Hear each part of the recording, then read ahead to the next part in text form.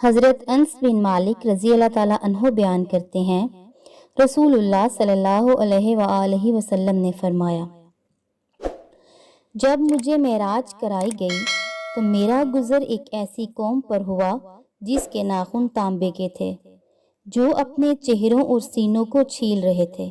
میں نے پوچھا، اے جبریل، یہ کون لوگ ہیں؟ انہوں نے کہا، یہ وہ لوگ ہیں جو دوسرے لوگوں کا گوشت کھاتے یعنی غیبت کرتے اور ان کی عزتوں سے کھیلتے ہیں۔